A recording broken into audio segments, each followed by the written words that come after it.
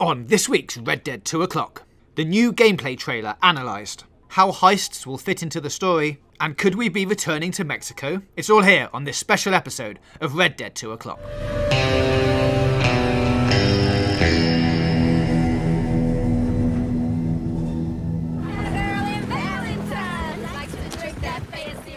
Hello and welcome to this special edition of Red Dead 2 O'Clock. My name is James and I'm back this week joined by Dan to do a special trailer analysis. Hello Dan. Good day to you. We should address last week we were both away. I was on holiday in Greece, riding a horse actually, getting in the Red Dead spirit of things. Yeah, I went riding a horse along the beach. And Dan was also engaged in other activities. So very kindly Rachel and Tim stepped in to take up the reins, as it were. Rachel, you would have heard in one of the previous episodes, Tim works with Rachel in the US. They've both seen the demo, so they took charge of the episode that week. But this week we are back, and we're going to do a trailer analysis, Dan.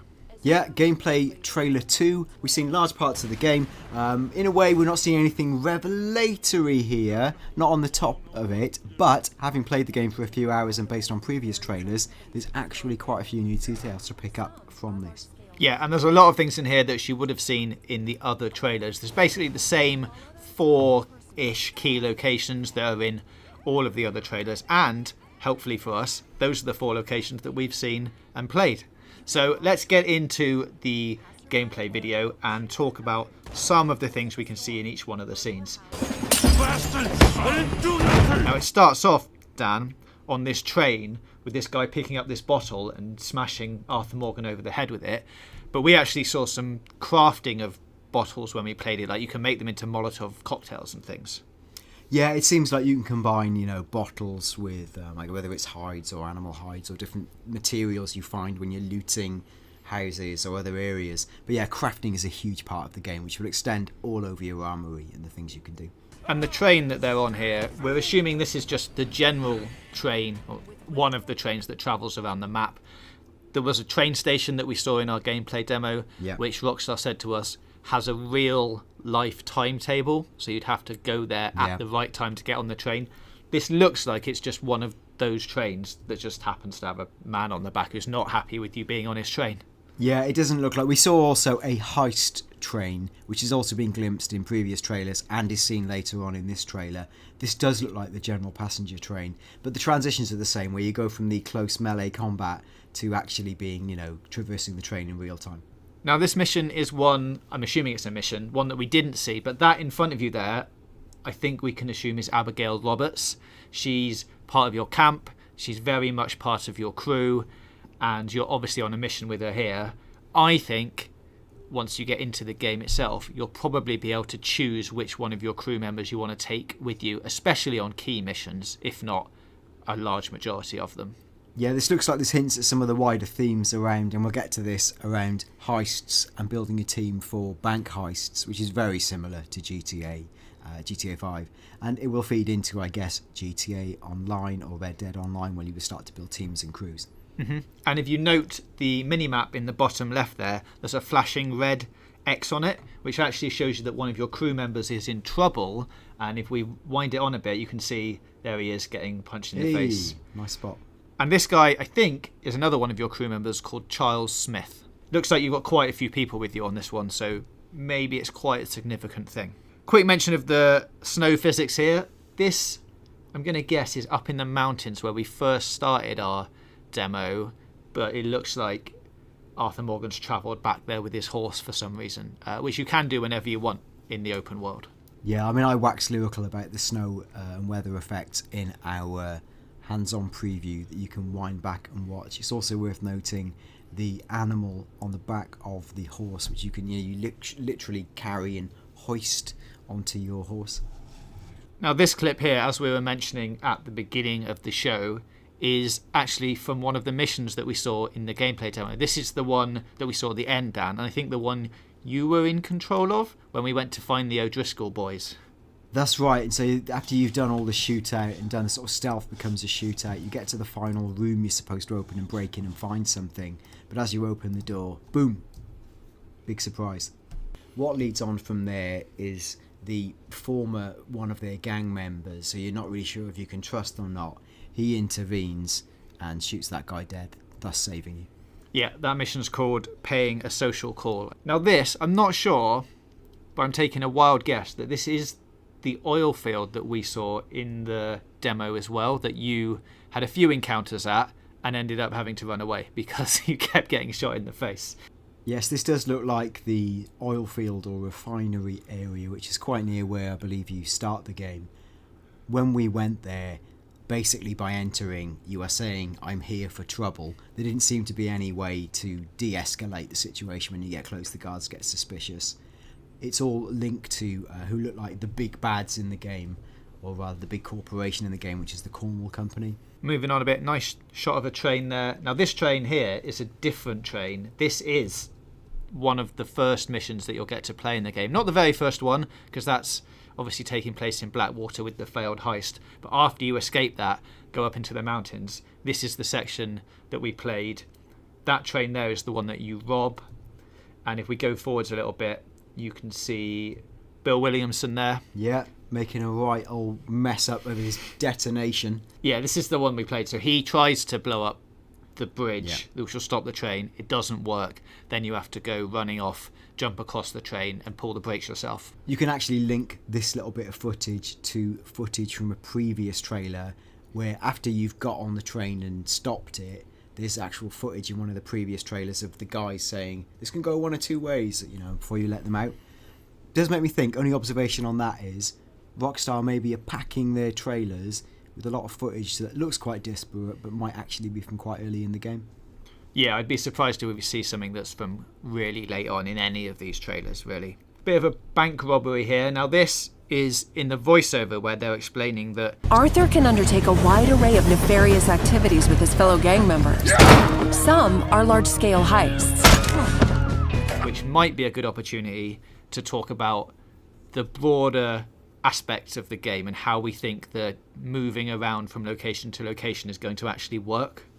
Yeah, no, it does look like the game begins on the back of a failed bank robbery stroke heist. So, the Van der Linde gang are in retreat, they're licking their wounds, they have to make more money.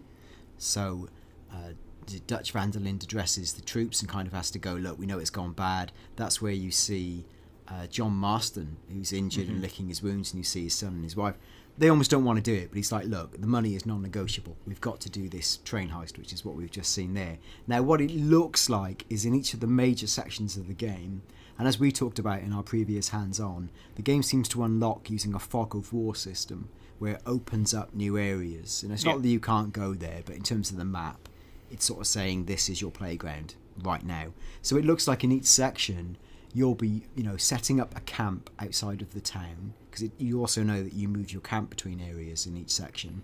It looks like you'll be setting up a camp, building up the camp, recruiting the right people to your cause, and it looks like building up to a major heist, which probably kicks you into the next section. Now, what's omnipresent through this, and it talks about this in the first set of trailers, you can feel the hand of the law and the growth of civilization chasing you down. It's repeated through all of the trailers, like this is the death of the Old West. So there is a sense of you being the last frontiersman chasing the time and the tides and this kind of thing. So yeah, I think you'll be not only chasing away from the police, you'll also be worried about the indigenous gang of each section. So in each major bit you have the omnipresent rival of the police and these new, tough rival gang in each faction section.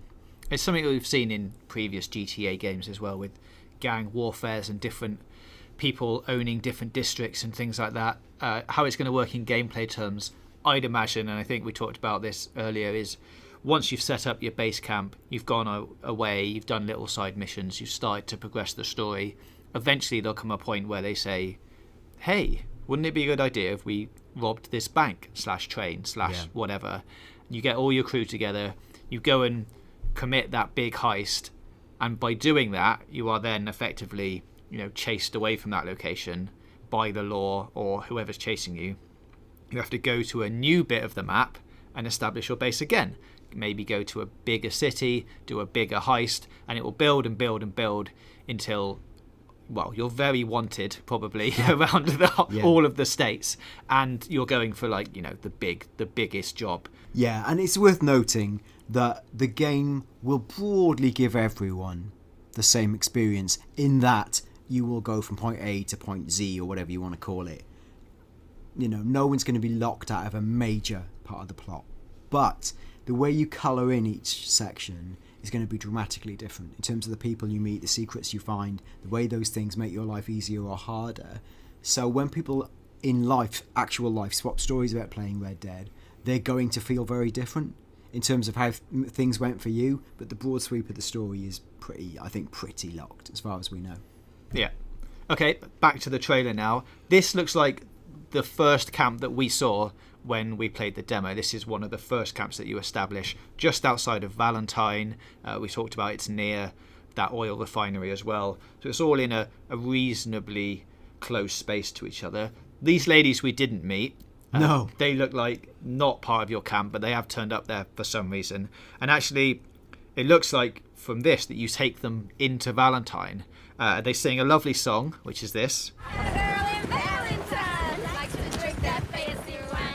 Which looks like the songs that other people will be singing relate to actual real places in the game. So you might be able to pick up some little clues to other things by just listening to people. And you can see the yellow waypoint marker on the map once Arthur Morgan says, yes, I'll take you to Valentine, that points them in the right direction. It's also showing, and this gameplay trailer is really about missions, you know, including the Deadeye system that we'll get to. But it's showing you that not every mission is a blazing shootout. There will be some escort missions, some stuff that's a bit more fun. Yeah, and talking of that, lots of other things to do. So it says in the voiceovers as well, when you want, you can rob a train. If you're up to it, you can rob a carriage. You can even go and rob a shop, which is what we did actually when we played it. I say we, I did. Tried to hold the man up. He got a bit angry. Surprisingly. Then the entire town descended on me. I didn't go well, that one. I really struggle to see a scenario where robbing the shop's a good idea. Like, it's a massive short-term win, but the guy remembers you, people shoot you out of town. But what you can do, and this is repeating what we've said throughout, you go to the sheriff and or the train station, post office, wasn't it, and you buy the bounty that's been put on your head. So you can kind of neutralise the immediate shooty threat, but the shopkeeper will either make comments or just simply refuse to see you. I think they remember. So you don't want to make too many enemies. It will make your experience much harder. Yeah, and who knows, like, it could even make the things in that shop more expensive for you because, you know, he doesn't like you anymore. So it's like, it's going to cost you another... No, that would be... And that's I mean, as far as I'm aware, that's speculation, but interesting speculation. It is. It's speculation sense. Indeed. No, but I think that would make sense. And it's really a nice way for the game to punish you without ruining the experience. Yeah. And also on the counter there, we've mentioned this before, but you can see the book that you get in the special collector's edition, which is also part of the game. It's called Wheeler, Rawson and Co. Catalogue, and it's basically a catalogue of everything in the shop. If they don't have it in the shop, he'll like order it in for you, as it were, and you can buy it through the catalogue. But it's also a way that you can track everything that you're collecting in the game as well. Yeah, it's really like cleverly plants done. And animals and guns and ammo and all of that kind of stuff. Here, I think it's worth mentioning just the incredible vista that you can see. Everything you can see you can go to was one of the things we got told when we were playing it. Like, you saw a vista. It was like this, but we were down in the valley and we could see the mountains. And Rockstar said, yeah, if you want to go up those mountains, it'll take you a long time, but you can ride up there. Arthur Morgan smoking here, which was something that we found out was related to Deadeye. Yeah. So different, like, I thought it was just cool that you could smoke, so we did have a little smoke. Now, I will add, you don't smoke for very long, as far as I remember. Maybe we accidentally extinguished it. You basically lit it up, went... Yeah, that'll do. And that was it. So that looked a little bit silly, but the idea of smoking is that you're sort of like trading off, so you might lose a little bit of health, but you'll charge up your Deadeye meter. So I think throughout the game, you know, alcohol, tobacco, these different things have push and pull. As we carry on through the trailer, we get to see some of the different gangs. Now, the main ones that we saw in the demo were the O'Driscolls. We talked about them a lot. That's the one that we went on the mission for. But it looks like they're going to have different outfits and definitely different styles for you to be able to easily identify which kind of gang they're in. We didn't see any of these guys, but, I mean, from their outfits, they look like they could be some kind of Mexican gang. Yeah. Now, we haven't seen any of Mexico yet. Nope. We did see some of Mexico in Red Dead Redemption. Yeah. Does this hint towards Mexico is in the game? Could we be going back to Mexico? pure speculation, but I mean, they've got giant Mexican hats on. It's difficult to say because, as I said, I do think Rockstar are holding quite a bit back deliberately. Mexico was in the last game, which is technically ahead of this one, but do you know what I mean? Yeah. It seems it would be surprising to me were they not to show you it again in a much greater resolution. I don't know that, but we have seen a little glimpse of like other bigger things in the game, and I think this is a game that will keep surprising you. When you do commit a crime in the game, you can do them unnoticed, which we did manage to do a few times. But what we're seeing here, when you've got that wanted flashing and an unknown suspect, what that means is the lawmen have found something that you've done, probably a body in the middle of the street or in the middle of the forest, and then they start investigating it. So they know that something has gone bad, but they don't know who's done it. So what they're hunting for here is the unknown suspect is you. So as long as you're like, you know, I mean, he's got a gun out there, but as long as you're not there careering around shooting everyone, you're most likely going to be getting away with things if you hide the bodies and you're a bit stealthy about that kind of stuff. You can stealth it out. The wanted bar system does work actually incredibly transparently, like GTA 5. It's similar or analogous to the witness system, where I think we killed a few old farts lying out on the road and we got spotted by passers-by. You're not even immediately sure who has seen you. You just suddenly see the witness thing pop up. Now, you have to chase them down to kind of like threaten, and we'll see this in a minute. You threaten or basically kill the witness. But with the wanted bar, you have to escape the radius, and the further away you get from the scene of the crime, the wanted bar physically starts to decrease. We're back in Valentine now, and I think this is the sheriff's office, which we also visited in the game, where you can go and pick up bounties. The sheriff actually says, "No, you don't hire a saint to catch a sinner." This is actually a bit later on in the trailer. We see which mission he's talking about, and it's the one that you did, I think, with Benedict Albright, when you went and he was selling elixirs and you had to trick him. Yes, it's that guy. Now, moving on, this is actually one of the new locations in the trailer. We haven't seen this before. This is what I think it says on the sign. Grey Dooley Mill? That's right, yes. I think it says that. We haven't seen it before, not quite sure where it is. It's got a doctor, that little hut on the left there. It's got a doctor in residence. It looks like a reasonably big town from the mini-map. There's quite a few buildings there, but definitely something to keep an eye on. Alright, this next bit is all about explaining Deadeye. Now this is quite brutal. If you look really closely when he fires this shot off at the carriage and it explodes, the horse at the back left, his leg comes off. Like, you can see loads of blood, and then he's only got 3 legs afterwards. Oh, wow. Well, that's explosions for you. They're not good. No, and I think this applies to people as well. Like, there are certain instances where things will get dismembered, but here's an instance of it happening on a poor horse. Now, the Deadeye system generally is pretty straightforward. It'll be familiar to those who played the previous games. When we played it in the demo, Rockstar were generous and gave us a very large bar, so I think I've probably got a false impression of how easy it is. I think we had essentially a maxed out bar, which was like 3 or 4 levels in. But even on the basic level, you have got enough time to definitely, slow motion target someone. I wasn't probably fully aware of how long it would take to recharge without the system. So it's quite nice if you want to put 17 shots in one man's arm, just for maximum effect. So moving on from Deadeye, we're back in Valentine again. Now, I think this is quite significant as a shot, because it looks like you're definitely robbing this place. It also looks like that this is a cutscene, and if I had to put my speculation hat on, I'd say this is probably from the first of the heists that you're going to do. Valentine seems like quite a big feature of the early game. It's been in a lot of the trailers and everything. It's the place that we went to the most in the demo. It would make sense that becomes the first little training ground where you do your first little heist, and I think this is probably a shot from it. Yeah, it makes sense to me. You can see over the road the saloon, where when we visited that in our hands-on demo, they remembered us getting in trouble earlier in the game, and actually if you refer to one of the previous trailers, they actually show you being thrown out of the window, referring to the moment that we'd seen in our hands-on. Yeah, that's the trouble that we had caused, which is why the saloon was shut. Indeed. But then, as we played the demo and did some sleeping and went around a bit, you can advance the time and the saloon then gradually opens again and you can go back, and that's when he remembers and says, "Hey, no more trouble from you, please." Yeah. This is another shot of a new place. This is most likely, if you match the screenshots and the things that have been released, I think St. Denis, one of the huge cities in the game. Are we talking what's the equivalent of the New Orleans area here? Yes. Yeah.